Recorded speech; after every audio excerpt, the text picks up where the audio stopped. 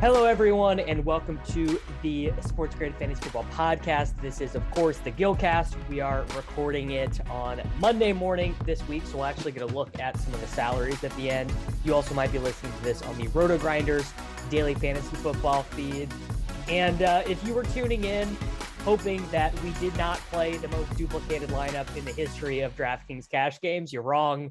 I think, guys, first time in the history of the show, we all three played the same lineup. I mean, maybe it's happened before, but I don't remember. I don't remember all three of us playing the same team before. I'm pretty sure it's first. I don't think it's happened. Yeah, I don't think it's happened. Yeah, it was, I mean, but first off, let's talk about what led to this most duped lineup, right? Because I felt like all week, cash was really up in the air. We had so many injuries and so much stuff that was really uncertain. I thought it was actually kind of strange that everything fell onto like that it fell in such a way. So what happened was Dearness Johnson and Mark Ingram became stone locks. Devontae Adams became a stone lock on Friday once we realized that Aaron Rodgers was good to go, was cleared to play. Then Ben Roethlisberger, I don't remember if it was Saturday night or Friday night, he got placed on the COVID list. So then there was one clear cheap defense with the Detroit Lions. I mean, people liked the Titans, people liked the Eagles. Like there was a little bit of variation there. But once it became clear that Mason Rudolph was going to start, then it became the Lions. Then we had, I actually think the Evans thing was kind of interesting, where had Bruce Arians on Tuesday said Godwin's going to play for sure, I actually think Evans would not have been quite so steamy, but people just got it in their heads that he was going to be the only guy. And then, you know, there was a little bit of conversation like, oh, Dan Arnold or Dallas Goedert or whatever. But basically all the pieces just fit. And if you did not play this team, the team was Dak Prescott, Dearness Johnson, Mark Ingram, Devontae Adams, Keenan Allen, Mike Evans, Dan Arnold, James Conner, and the Lions defense. I've never seen this before, but in a massive $50 double up, all 9 of those plays were the 9 most owned plays.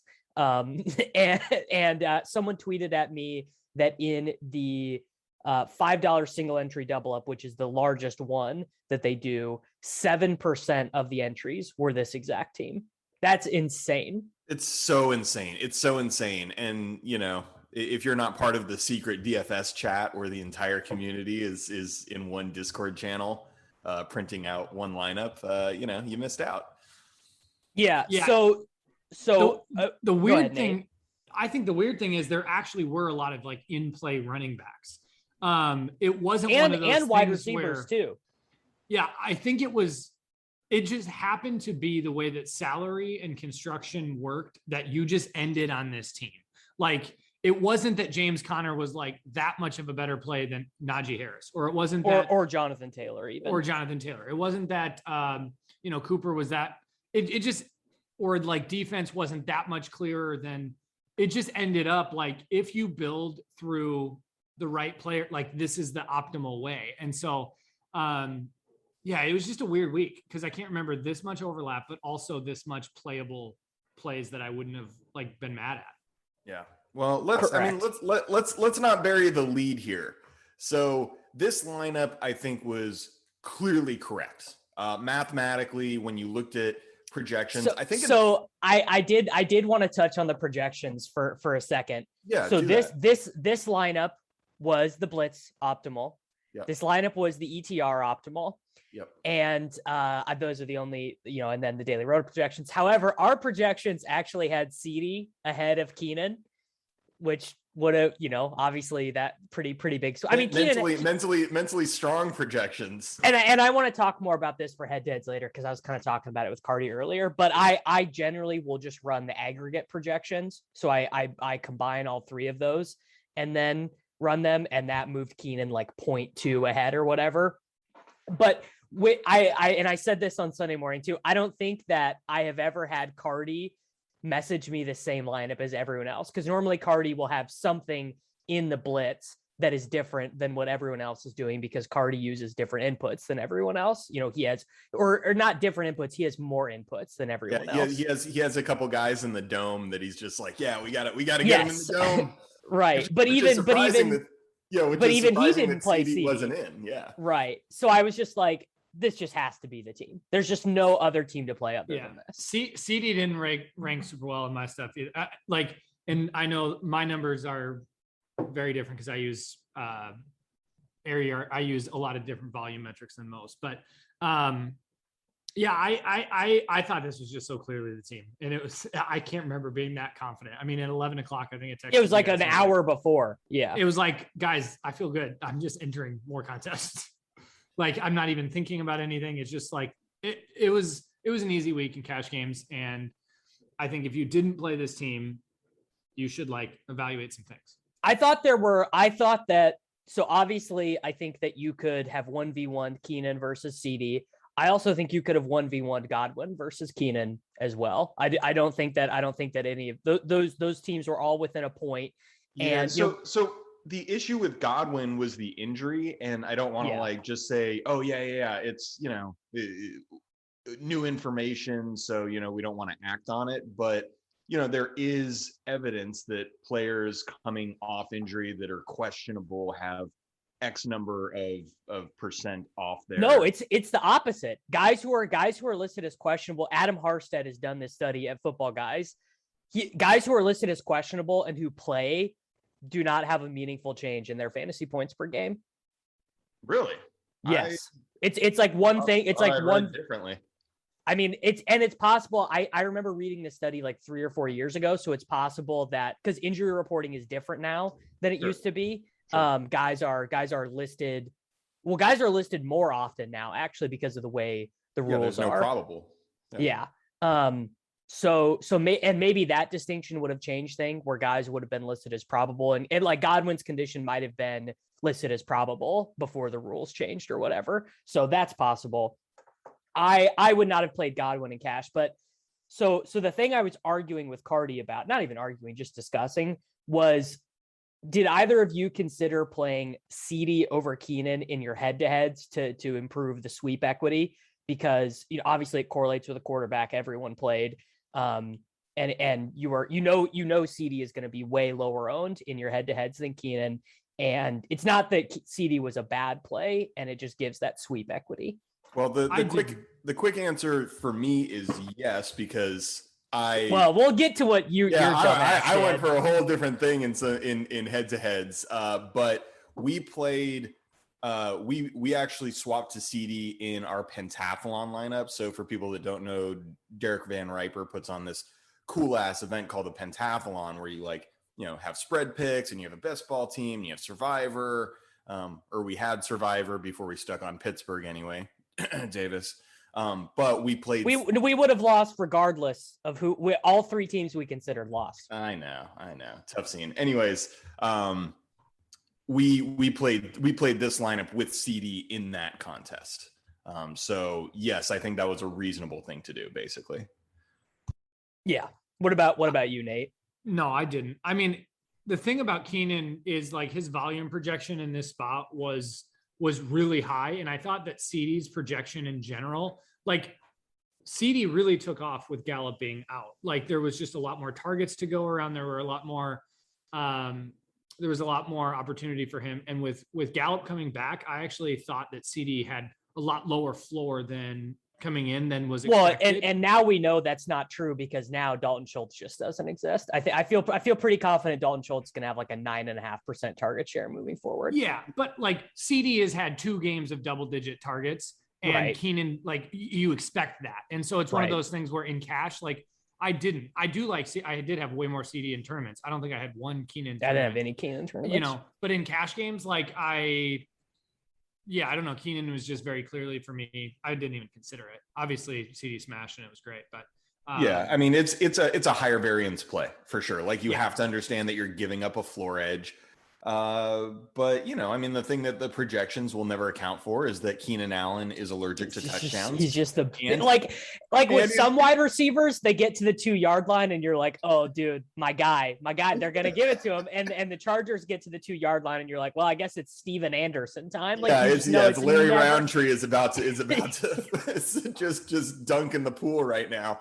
And you also they also don't account for the fact that Keenan Allen is a stone lock to come up between 1 and 4 yards short of the bonus in every game. Every week. Yeah. He actually, so Keenan actually had the bonus.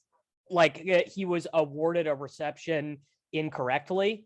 And so he had like 107 receiving yards and they took it away. Like it was like a misattributed catch, but he had the bonus on DraftKings for like 5 minutes or something. It actually happened to CD too, I believe. I think CD it happened to both of them. Yeah, and they called it a rush. Dearness Johnson did the Devontae Booker 103 rushing yards, then got a -4 rush and lost the bonus as well. Yeah, we're petitioning DraftKings. We have crafted a finely worded letter. It's really once you get the bonus, you keep the bonus. You do not lose the bonus. The bonus so stays. We're waiting word from DK support. See what happens. Yeah.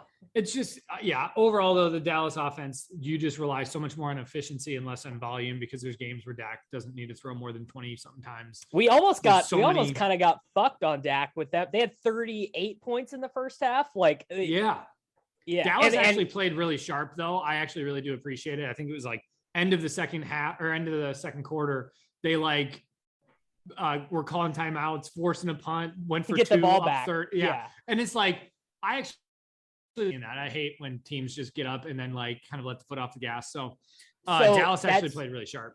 That's so funny. I had to do some yard work yesterday. So during the second quarter, I was mowing the lawn and I was listening to the Cowboys game on the radio. Oh my God, you are such a suburban dickhead. No, but seriously, that's not even, who are you on a Sunday afternoon? You're freaking this doing is not yard even work. This is not even the good part of the story. So I'm listening to the Cowboys guys on the radio and they are like absolutely hating the Cowboys scoring points. They're like, I cannot believe they kept making jokes about because the Cowboys had that replacement kicker and they're like, we're not even going to know if he can make any field goals because every time it gets to 4th and short, McCarthy just goes for it. Like they're like pissed off about how many points their team is scoring. Like it was just bizarre.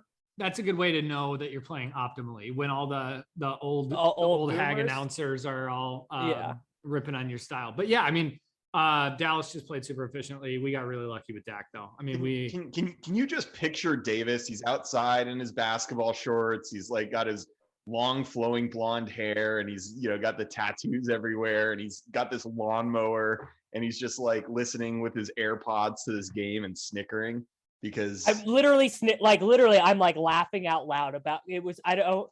They had like a 4th and 1 on like the 33 or something. And they were just like, I cannot believe they're not kicking the field goal here. And I'm just like, what universe do these guys live in? Like, it was really bizarre.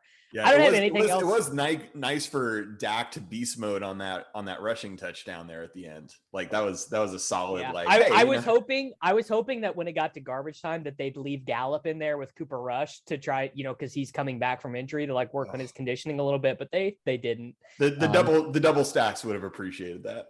Yeah. Well, all right. Let's talk about this dipshit team that Sammy did. One other thing, did any of you guys consider DeAndre Swift in cash? Because I had a build earlier in the week that had Swift. There were just too many plays. I was worried. I was worried about the matchup. Oh God, Sammy, God, what? Listen to yourself. DeAndre Swift is like. He got what? 33 carries in the end or something. 33 carries, six targets. He had like 93% of the snaps with and Godwin, Izabuke, and Jamar Jefferson scored 70 yards combined worth of rushing touchdowns. But I mean, literally, this Swift thing with no Jamal, this usage is insane. I mean, literally a 25% target share with an 85% rushing attempt share. I mean, this is I don't know. It's unheard of. It was an oversight. All right, Sammy, talk about this this dipshit head-to-head team you played and why you did this. I mean, I don't even know where to begin with this. This is one of the worst things I've ever seen. Well, boys, obviously we're talking about the lineup that was just so obvious. And, I played this lineup a lot, but in a lot of my heads, I decided to go for the sweep, and I decided to go off the wall. And this is decidedly minus EV, and I knew it was. But at the same time, I kind of felt a little bit of hubris. I felt a little bit of what Levitan would call IKB, I know better.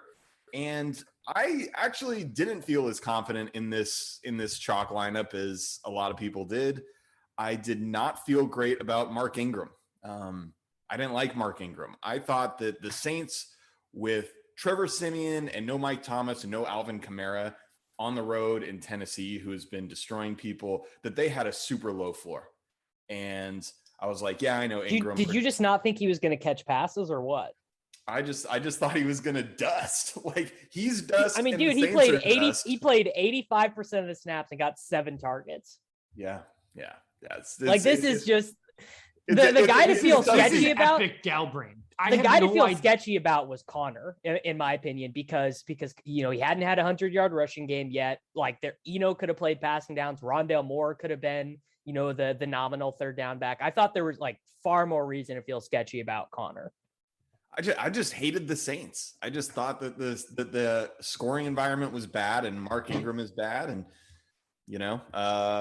took my L there because Mark Ingram, when they were down 20 points or whatever, put one in the zone right in my face. I also didn't love Keenan Allen for the aforementioned reasons. I know he's got a high floor. No, he's a cuck lord. I'm not even gonna criticize you about that. So this is the dumbass head-to-head. Talk about the team. Put the team out there. So he played Mason Rudolph, Jonathan Taylor, Dearness Johnson, Devontae Adams, Jerry Jeudy, AJ Brown, Dan Arnold, James Conner in the Lions defense. The problem here is you missed the obvious 2v2 if you really wanted to play Jonathan Taylor, which was Jonathan Taylor and Cole Beasley over Keenan Allen and James Conner. Sammy, I literally, so 12:05, I open up a couple quick contests. I open up like the $25 cash just to look at exposures. I look at a couple of my high dollar single entry, and then I open up the Gillcast, like our 3-man. I thought you had like an upload mistake. I was like, oh crap, Sammy uploaded with last week's DK IDs. Like Mason Rudolph, AJ Brown. I'm like, what is this team? It's literally indefensible. Sammy. It's indefensible. I really wanted Jonathan Taylor, you guys. But why didn't you just play him over Keenan and play a cheaper? I mean, even Jeudy, who you have in this dumb lineup, would have fit in that 2v2. I just wanted Jonathan Taylor, you guys, and Mason Jonathan Rudolph. Taylor. I was like, so Mason Rudolph was like the second highest point per dollar QB. According to the projections I was looking at. And I was like, you know what? The line really didn't change because Roethlisberger was out. Not much change. If Roethlisberger was 4.1K, he would be the chalk. He would. And I was just like, you know what? Like, I'm going to do it, and I'm going to smash in AJ. Like, this lineup actually would have worked if AJ Brown had a pretty good game. It really would have, or if you had played Mark Ingram over James Conner. Yeah, no, for sure. It was a. At least you didn't pay up for the Cards defense, which is what some people did. And I'm not even saying it was wrong. It was definitely a shit lineup. It was definitely me saying, you know what, like I know what the chalk is, and I'm gonna do something decidedly minus EV to try to sweep head-to-heads. And I deserve to get roasted, man. But you can send invites to me, Whirling Dervish. I may go Galbrain. And there's a good chance he might do something this season. Just keep sending them, boys. Just keep sending them. Every once in a while, it's Christmas. I decide to give out some. The invites have really slowed down. We got to have a big losing week to get the invites coming in. Yeah, we've been winning way too much, man. This is very bad for the show. I had 0 invites, and it's just been brutal.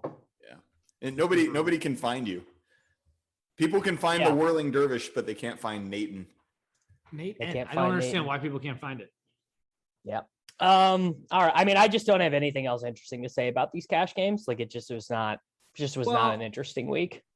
Do you want to talk about some of the other players? Like, obviously, we talked about Swift. Do you want to talk about Stevenson? Stevenson's workload was Well, nuts. that's actually a good seg. Like Stevenson, I thought was the nut pivot off of Ingram or Dearness Johnson. I thought that up until about 11:55 Central Time.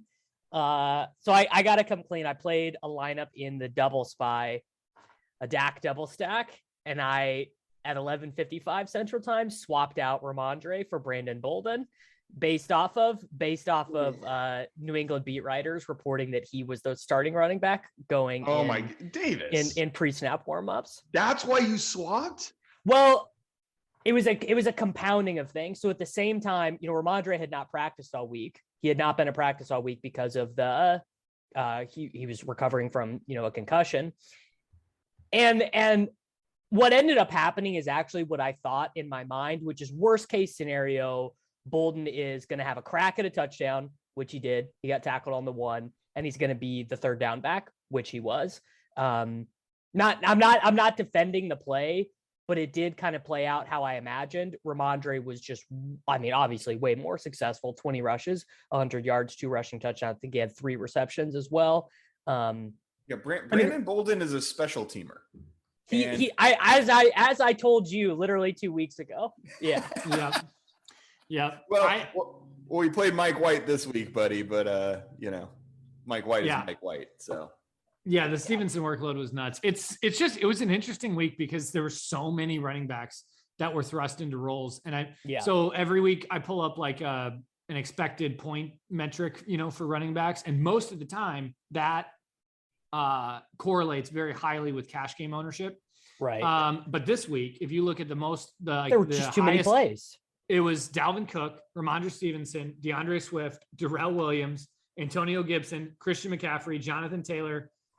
You didn't get to a cash game running back until Mark Ingram, who was like 8th or 9th on the list. And it was like, there were so many running backs that got just crazy volume. And I don't know. CMC was back too, which was a tournament discussion, but I don't know. Jonathan Taylor, Sammy, I can't believe what you did. Jonathan Taylor was the fucking nuts. He had 100 and a touchdown in the first half. Like, I don't even know how he didn't get there. He did get there. He ended up with like 27 or 28, but like, dude, he was headed for an all-timer, and they just like stopped doing things and almost lost to Jacksonville. Like, JT was a smash. I had him. He had 20 in the first half and ended with like 27. Yeah, I love JT. I had 100% JT in tournaments. I'm just not gonna go off the freaking clear construction to get him in cash. All right, so let's do the GPP teams now.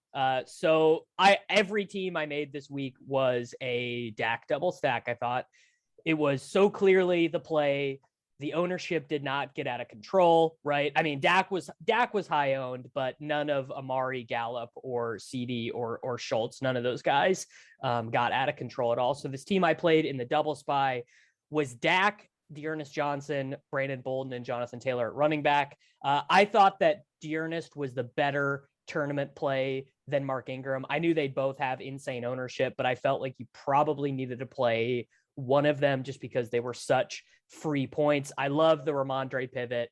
I played Brandon Bolden. I'm a fucking nitwit.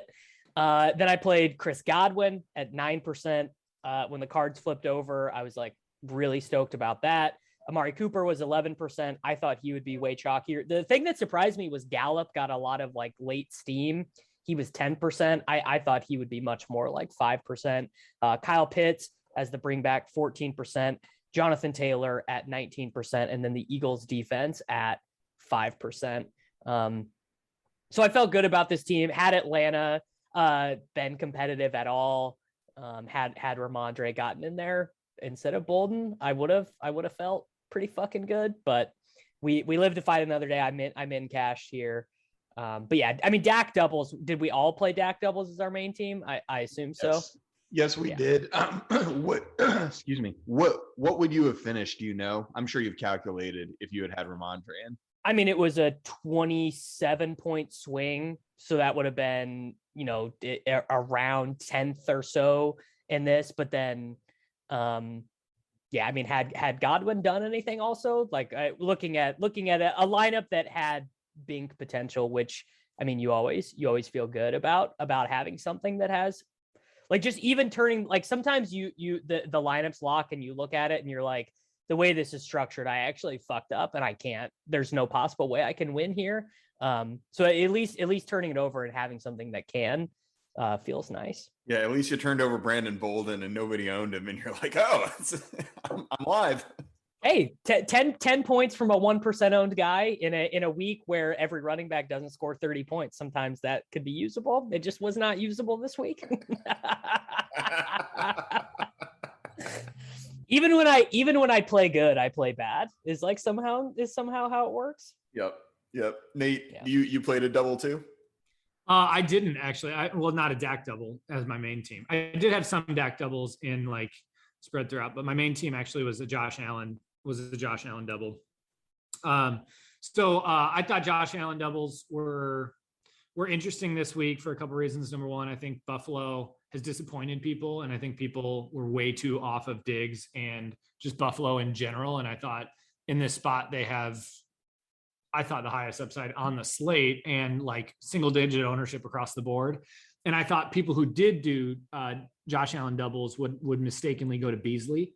And I think Beasley has eaten the last couple of weeks with Dawson Knox out, but with Knox coming back, I think that meaningfully changed the expectation and the role for Beasley. Similarly, the way that I thought that Gallup would for CD.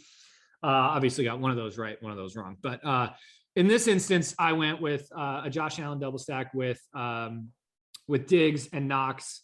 Both Diggs, Knox coming in at single digit ownership. Josh Allen was a little bit higher, but then I had Jonathan Taylor, and I did go with the Dearness and Mark Ingram chalk because I felt good think that's so fucking bad. I looked at it 100 times. I mean, you're talking about like 110% cumulative ownership on two spots.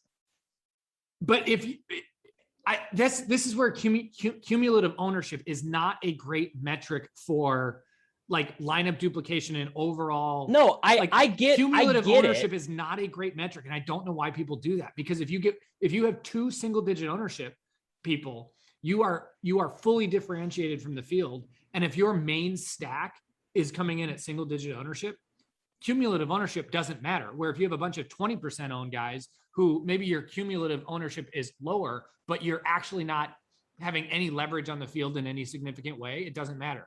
Lineup leverage matters more than total ownership. And so, yeah, but Ramondre over Ingram or Dearness gave you massive leverage. But in a single entry tournament where there's only a couple hundred play, like you have to look at lineup leverage and overall expectation. And I'm not going to give up 3 points of expectation when I already have a 5+ leverage score in this lineup. Like what were the big leverage spots in this lineup? Who'd you have that was like under 10%? Dawson Knox, Stephon Diggs were both single digit ownership.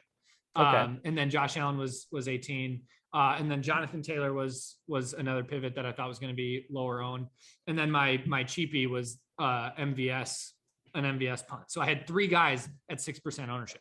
Like, okay, so MVS is the actual like leverage in this lineup. No, that's not leverage. A cheap guy like that isn't leverage. When your stack is single digit, that's the leverage. That's where when Diggs goes off for 33 points, there's less than 5% of the people in the lineup or in the contest who have him. Like that's the leverage. We might not be defining leverage in the I just think Dearness and Ingram together was such a like literally probably 30-40% of entries were like combining those guys together. Like I just think it's I played zero lineups with those two in them. Yeah, I just think not only that, you're also losing. You know, we were talking about this being such a great running back week. You're also losing that leverage of like, because those guys were so popular, plays like Swift and JT and CMC, you know, those guys were way lower owned than they would be on a normal week. A normal week, Jonathan Taylor home against the Jags, like 35% ownership, and said he was down at like 20 because those guys were eating up so much. I get it. I get what you're saying, which is that you're giving up so many points because those guys were like, if you were to exclude one or both of those guys from optimals, you'd be giving up like 5 points, 6 points. Like you're giving up. But you need to get it through your skull that like things don't happen in the median way all the time. In fact, a lot of the times they don't. And so you need to like court that kind of volatility. You need to court some negative EV to have shots at first place. Like that's the whole thing. Yeah. And I use different metrics to evaluate GPP lineups. I use, one of them is a Gini coefficient that I look at it's trying to score barbell ownership. So how many players do you have that are high owned and low owned? And it's okay to have barbell type ownership versus a bunch of guys at 20%. No, I agree with you in theory. Four single digit ownership and Diggs and the Diggs Knox Allen stack was one of the highest leverage spots on the day. And so overall cumulative ownership is one metric, but if that's the way that you build your GPP lineups in general, I think you're missing out on actual understanding of tournaments. Nate, what we have here is we have the Jedi bell curve meme, and you're the guy in the middle right now. You're the guy in the middle being like, no, you don't understand. It's actually fine to do this. And then Sammy, the Gini coefficient. And me and Sammy on the left are going, don't play the two highest owned guys together. That's literally like we are a living embodiment of the Jedi bell curve meme right now. Well, I mean, we can get into this. I think GPPs are interesting because you can talk about this till you're blue in the face. And some people might say you have hard and fast rules. You never play this. And other people might say, well, it depends on your overall construction. If you have four single digit I'm not even saying hard and fast. I would never play the two most owned running backs. I would never play the two most chalk owned guys or whatever. I'm not saying that.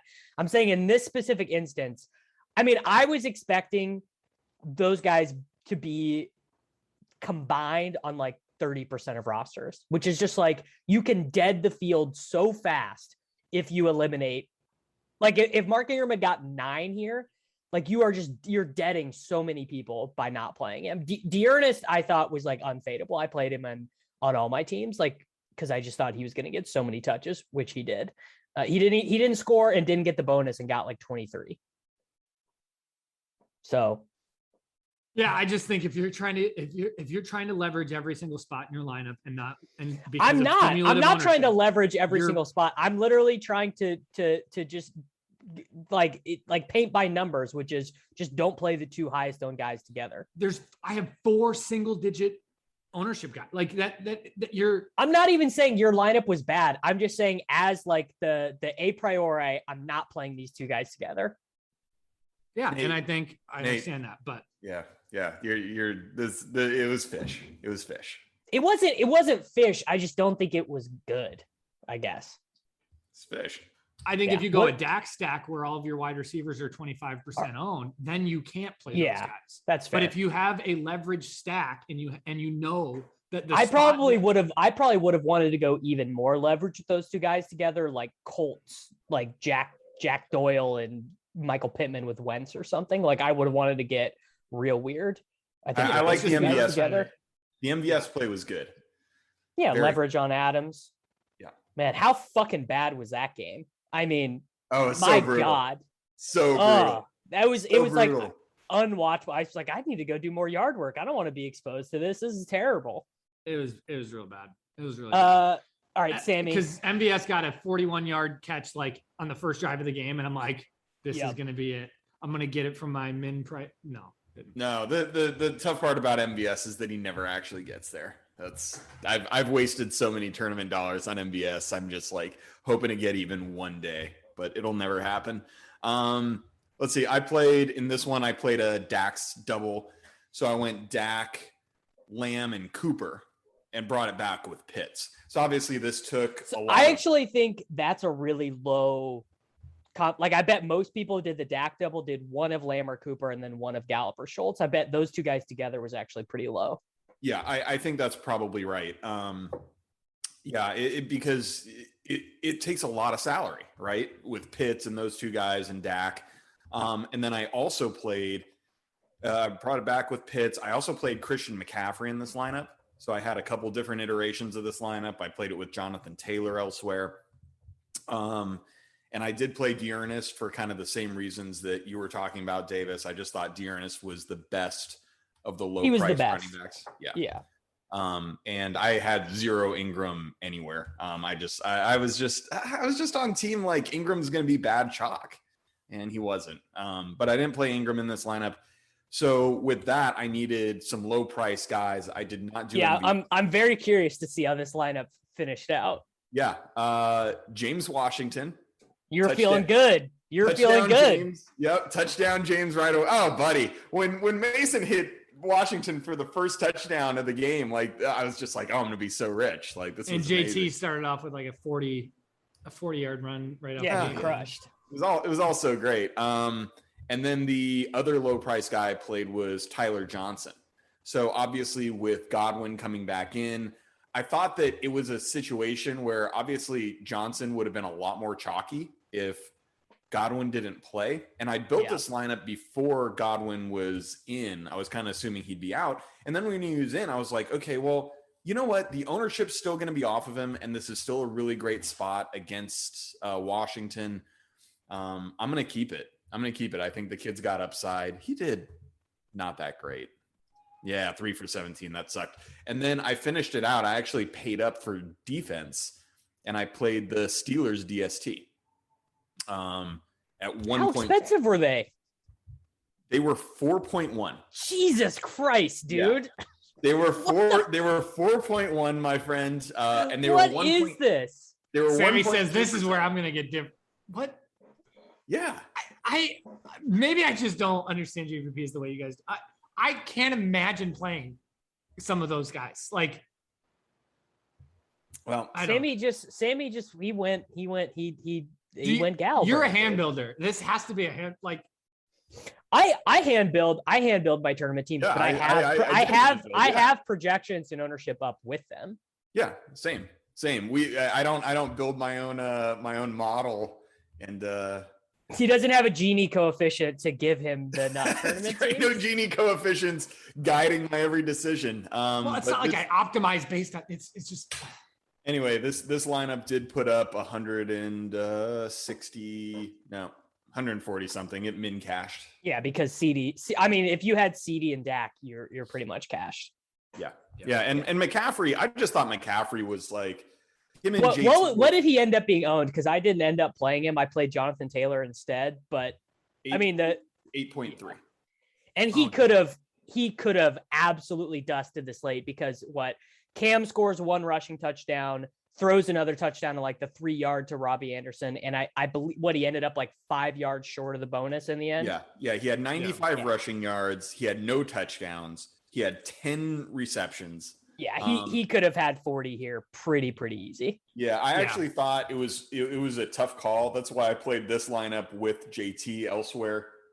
It was a tough call. Who was better? But at the end of the day, you're getting Christian McCaffrey off the injury report at low ownership at a low price. How tilted were you watching Amir Abdullah score a rushing touchdown, or not Amir? Chuba Hubbard scores a rushing touchdown on a play that the Cardinals fucked up so bad. Chuba thought the play was dead when he was in the end zone. He was like, "Does this count? Am I like scoring right now?" Yeah, didn't love it. Yeah. The distribution of touches here was odd. Chuba and Abdullah combined outrushed McCaffrey, which is McCaffrey actually went to the tent once or twice. I think just once, but he did. Yeah. Yeah. And so it was a little bit weird. Like, even though he wasn't technically on the injury report, he's still not bad. Like, his body is not right. So, and I also don't know if we're ever going to see like old school Christian McCaffrey, like 100% of the snap type thing again. From him. He just keeps getting banged up. Yeah. It's hard. I mean, nobody. No body is able to handle that. We used to think Derrick Henry was the guy. I think NFL teams are actually just getting smarter about that, and we're going to have to adjust. Like, we're not going to get that old school usage that we used to get. But guys like Jonathan Taylor, I think, or Christian McCaffrey, I mean, those guys still have just immense upside. Anytime you can get those guys at single digit ownership, I think they're great plays. I went with Jonathan Taylor over CMC in almost all my teams, but I see the value there.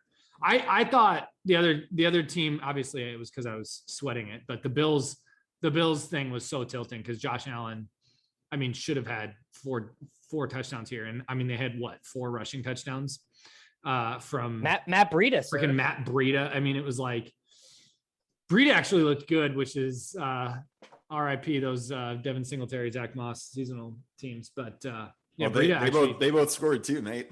I know, but I think Breida's going to actually be like it's going to be a 3-headed backfield moving forward. I think. Guys, my highest scoring lineup was a Josh Allen double, also with no bring back, and I used Sanders in that lineup, which hurt, but yeah, Josh Allen doubles or just Josh Allen lineups with Diggs were pretty nutty. Yeah, Diggs is guys. Next week, the Chiefs and the Cowboys play.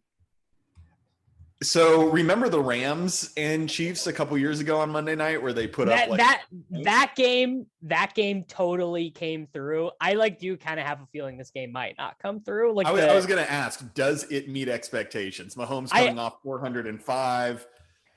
So I think that the first thing is that the Chiefs are going to get CH back. Yeah, so they're a stone lock to score under 20.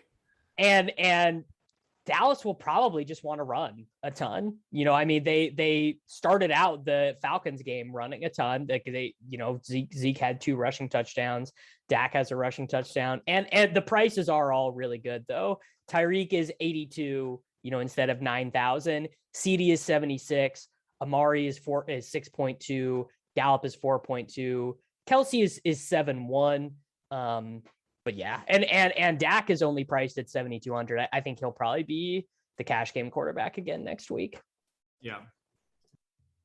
I wish it was in the dome, AJ Dillon, 6.2 could be. So he'll be a Chocopotamus. Yeah.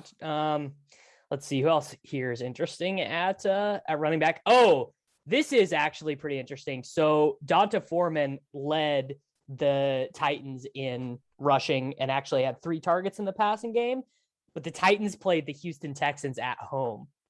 Mother of God. Yeah. How much is Foreman? Because they're definitely splitting work. I think Peterson got 10 carries. So did McNichols. Yeah, all 3 of the running backs played. Any of those guys. Oh, I'll probably play Foreman in tournaments. No, Foreman. It was literally a 3-headed.